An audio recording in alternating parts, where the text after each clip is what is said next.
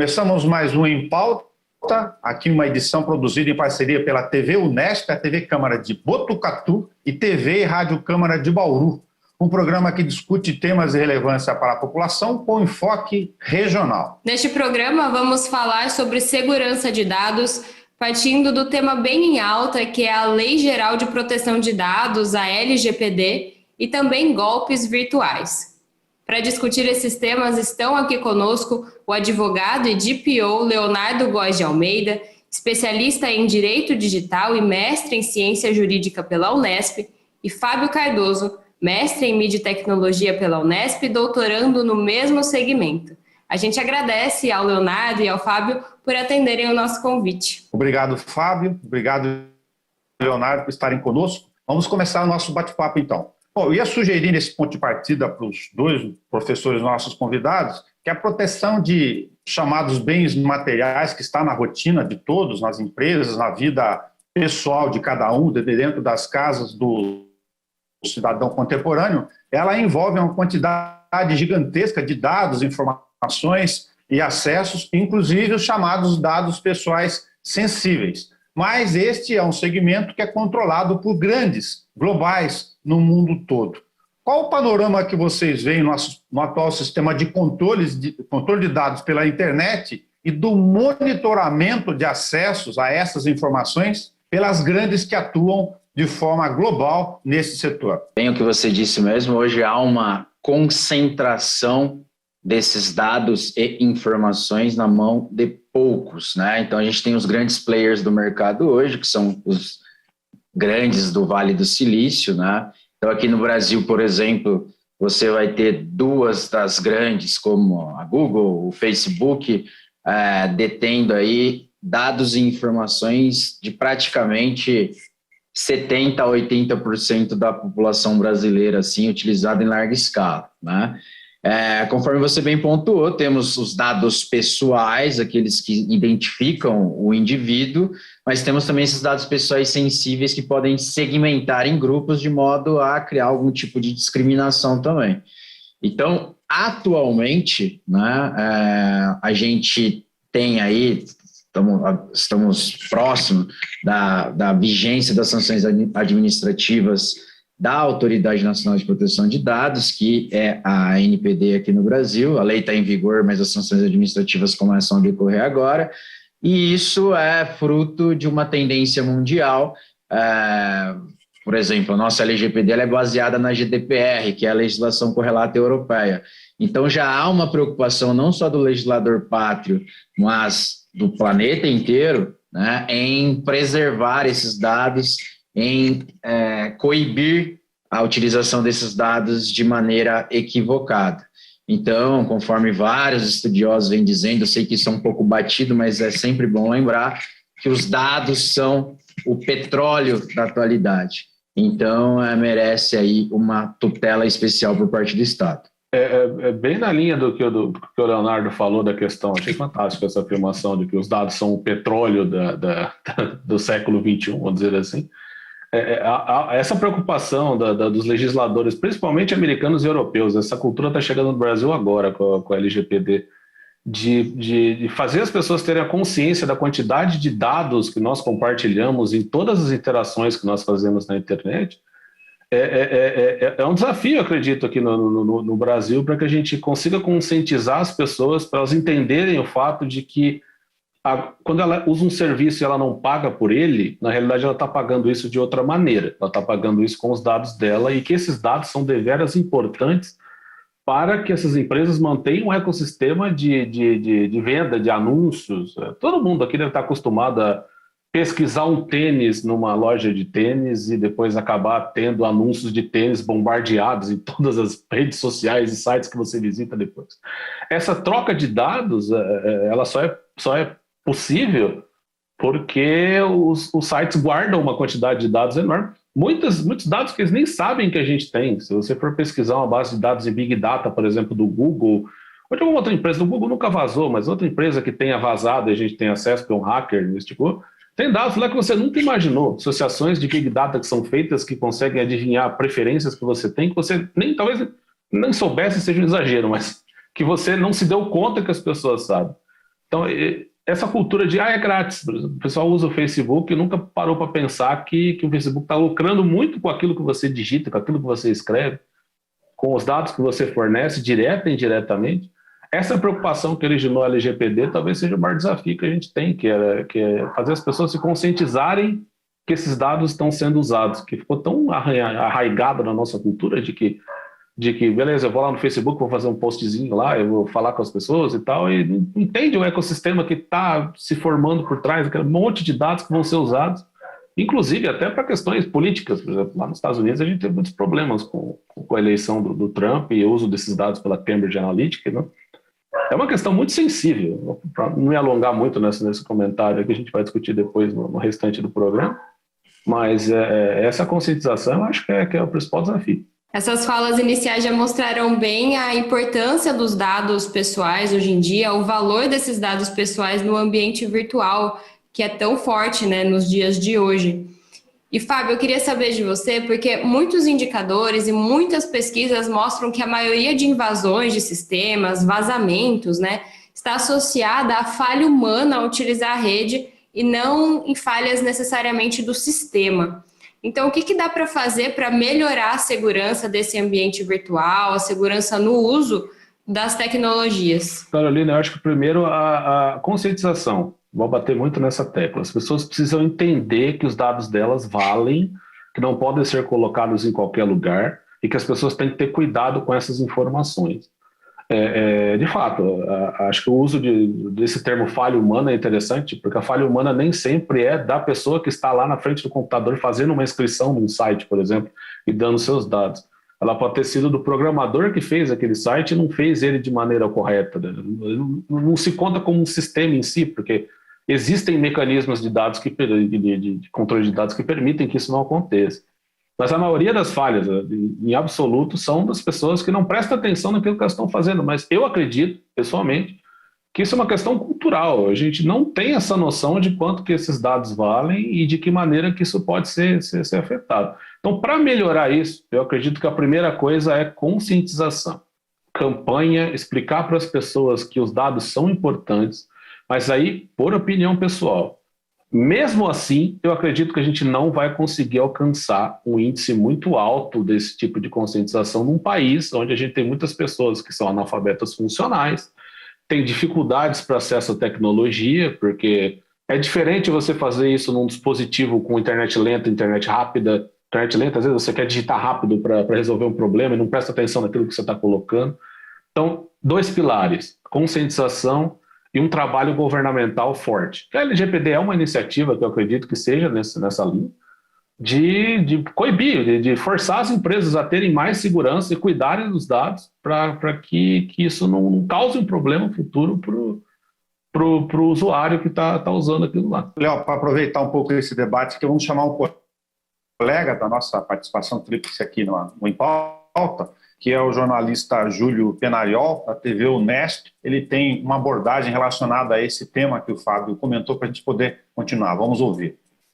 Olá a todos. A minha pergunta aos convidados é uma pergunta um pouco mais geral. Eu gostaria de saber a opinião deles em relação ao fato de que o Brasil é um país em que as pessoas ainda caem em golpes muito antigos, né, muito velhos, como o golpe do bilhete premiado. Então, como garantir que as pessoas mais simples, as pessoas desprovidas de um conhecimento tecnológico, como garantir que elas tenham acesso à melhor informação, à informação correta para se proteger, para proteger os seus dados pessoais quando elas usam a internet?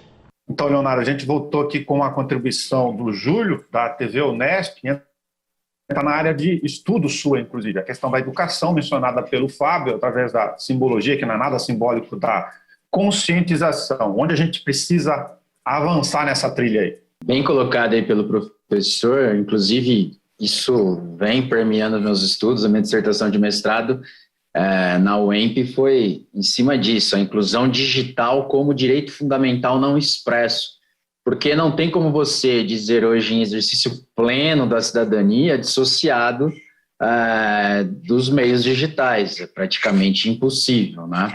Mas ele chama atenção, até trazendo essa questão do país onde se cai no golpe do bilhete premiado, isso, aquilo e tal. a internet ela é um terreno extremamente fértil, né, para que o imaginário humano chegue a coisas positivas e coisas extremamente negativas. Então, quando ele fala, por exemplo, do golpe do bilhete premiado, a gente tem uma versão de estelionato digital hoje que é muito difundida, que é a técnica de phishing, né, de pescaria, utilizando da inocência das pessoas para ter alguma vantagem patrimonial. E em cima dessa pergunta do professor, e pegando carona também na brilhante resposta do professor Fábio, a gente não adianta você entregar um dispositivo informático para a pessoa, conceder acesso à internet, sendo que ela não tem a menor noção do que fazer com aquilo. A gente já está transportando o analfabetismo funcional analógico para o digital, né? Então, na verdade, não só a LGPD, como o próprio Marco Civil da Internet, que é de 2014, e não só em texto de lei, mas também vários programas governamentais, seja na União, estados e municípios, vem difundindo essa cultura, essa inclusão digital, mas estamos ainda bem distante daquilo que seria considerado o razoável, né? Então, quando se fala dar aulas de informática na formação básica do cidadão, não é simplesmente ensinar ele a entrar no computador, é tentar mostrar que o mundo virtual nada mais é do que o próprio mundo real, é a extensão disso. E boa parte de nós, eu digo Nelson com todo respeito, a Carol, ao Fábio, nós somos produtos, não do século passado, nós somos produtos do milênio passado. Então a gente tem como parâmetro ainda toda essa parte analógica e tem uma dificuldade em fazer essa transição. E cabe a nós educarmos e incluirmos essa geração que já nasceu digital, né? Então, é um momento um tanto quanto peculiar na história. E, assim, partindo do pressuposto que no Brasil a gente tem uma desigualdade econômica abissal, evidentemente que isso também acaba passando aí por uma inclusão digital mais vagarosa. E vamos falar da LGPD especificamente agora. Eu até ia falar, é um assunto que está em alta, mas acho que todos os assuntos que a gente está tratando aqui, de certa forma, estão em alta nesse momento, porque não tem jeito de fugir de todos eles. Então, ainda para o Leonardo, se você primeiro puder fazer só um panorama geral do que é a Lei Geral de Proteção de Dados, para quem ainda não sabe, e também se com o início da vigência dela, o que as empresas e os órgãos públicos ainda precisam fazer para cumprir o que está na lei. Legal, Carol. Então, a LGPD, ela nasce de uma pressão internacional, é assim que eu posso dizer, porque a GDPR, que é a legislação correlata europeia, ela preza, entre outras coisas, que os parceiros econômicos têm que ter uma legislação que visam proteger dados pessoais, em especial dados pessoais sensíveis. A nossa lei, é curioso, né, que no Brasil a gente tem algumas coisas mancas, né? A nossa lei está em vigência desde o final de setembro do ano passado, desde o final de setembro de 2020. Porém, as sanções administrativas, elas só passam a vigorar agora em agosto de 2021. Então, fica naquela, né? Será que a lei vai pegar? Não vai pegar? Já fizeram até o infeliz comparativo que a LGPD seria uma nova lei de... lembra da época do trânsito lá, da caixinha de primeiros socorros, que ia pegar? Não, é outra realidade, pessoal. A gente está falando de proteger dados e informações sensíveis, que, conforme eu disse há pouco, tem um relevante valor econômico, e é o que o professor Fábio disse, você não paga pelo produto, o produto é você. Então, assim, essa lei não é que ela vai pegar ou não pegar, ela já pegou. Só que a gente tem uma grande dificuldade ainda mais nesse cenário pandêmico, dificuldades econômicas, porque isso exige um investimento conjunto, não só em tecnologia, mas jurídico e principalmente mudança de cultura, né? A gente está aí nesse limbo. E tem o Estado também, porque a lei ela vale para todos, a lei vale tanto para a iniciativa pública quanto para a iniciativa privada. Então, as sanções administrativas decorrentes dessa lei, elas são pesadas, além da questão reputacional, porque hoje qualquer vazamento de dados aí, a imprensa tem dado um especial destaque, porque esses incidentes de segurança, eles são graves sim, merecem ser destacados pela imprensa, porque a depender da informação que é vazada, o titular desses dados ele pode ter um prejuízo até que considerável, né? Mas, assim, 1º de agosto de 2021, começam as sanções. Então, a sua empresa, né, ela está sujeita a uma fiscalização por parte da Autoridade Nacional de Proteção de Dados, que vem desde uma mera advertência com a adoção de correção, passando por multas milionárias e chegando até a proibição em tratar dados. E aqui a gente tem um especialista que é o professor Fábio, ele pode até falar um pouco sobre isso. Como que a gente pode imaginar hoje uma empresa, independente do seu segmento, ficar impossibilitada de tratar dados? Tratar dados, leia o telespectador, fazer qualquer coisa com o dado, manipular, criar, modificar, salvar, enfim. Então, realmente a lei vem para ficar e todos nós devemos nos adequar a ela. Quer complementar, Fábio, o raciocínio? Tinha que avançar um pouquinho aqui, questão do nosso tempo ainda tem nesse bloco, do que o Leonardo observou. Gostaria, sim, achei fantástica a explicação e me lembrou de um exemplo que eu tive na prática esses tempos atrás com uma empresa que me procurou, porque eles ficaram em pânico que agora, em agosto, a LGPD vai começar a valer, eles não sabiam como lidar com os dados, essas coisas todas. E, de fato, não só para essa empresa, mas pelas outras que eu conheço e pelo cenário geral, o cenário é meio preocupante. Vou dar outro exemplo para vocês. Não, acho que foi no mês passado, mês retrasado, a gente teve um vazamento extraordinariamente gigantesco. Não vou ser hiperbólico o suficiente para deixar claro. 200 e poucos milhões de pessoas tiveram isso afetado aqui no Brasil. Talvez, eu lembro que era algo próximo do total da população do país, por uma empresa que cuidava de cadastro de crédito. Então, vocês imaginam o quanto deve ser complicado você ter o seu cadastro de crédito exposto para todo mundo consultar. Eu não sei a extensão desse vazamento, eu não sei para quem que isso acabou indo, eu não sei em que mão que isso acabou. Agora, complementando o que o Leonardo falou, as empresas talvez elas só vão entender a importância disso a hora que elas tomarem um processo nas costas. A hora que os dados que eles cadastraram das pessoas vazarem, esses dados forem usados em algum outro lugar, e o governo ou alguém resolver processá-los, porque aí a LGPD vai dar essa base e o prejuízo é enorme, é imenso. Eu acredito que o principal obstáculo disso para as empresas, falando sobre as empresas, é elas entenderem isso. Essa é outra consideração que a gente precisa fazer. Que enquanto uma pessoa vai ter um prejuízo mínimo, caso ela tenha um dado vazado, um endereço, alguma coisa assim, uma empresa pode ir à falência se ela for processada por um vazamento de dados muito extenso, como foi aquele que ocorreu. Mas isso eu acho estranho a gente falar num país onde as leis pegam ou não pegam. O Brasil é o único lugar. Essa jabuticaba de lei pegar ou não é brasileira, ela não se enquadra nos outros pontos. Essa importância... Eu tenho um certo pessimismo por isso, que aí você começa a olhar que pouca gente está preocupada, nem as empresas estão preocupadas, nem o usuário está preocupado, e essa conscientização talvez acabe vindo na marra, né? Acabe vindo no processo, a hora que o dado dela for usado ninguém souber, porque se as pessoas não tiverem essa consciência, se elas não entenderem, a gente vai acabar vivendo num país que vai sofrer muito com isso. Talvez o Brasil talvez esteja adiantado nas ideias, mas está bastante atrasado na execução dessa proteção desses dados. Lá fora, os outros países já estão... A gente está tendo uma guerra técnica agora entre a Apple e os anunciantes, que isso também tem a ver com esse compartilhamento de dados, que agora, para você compartilhar dados dentro do iPhone, do iOS, do iPad, você precisa consentir. Antes ele não era consentido, isso era abstrato. Você entrava num site, você dava seus dados, e esses dados eram compartilhados com as outras empresas sem que você soubesse. Agora isso não vai funcionar mais assim. No Android também a gente vai ter isso ano que vem, então todo o ecossistema tecnológico nos celulares vai estar focado a isso.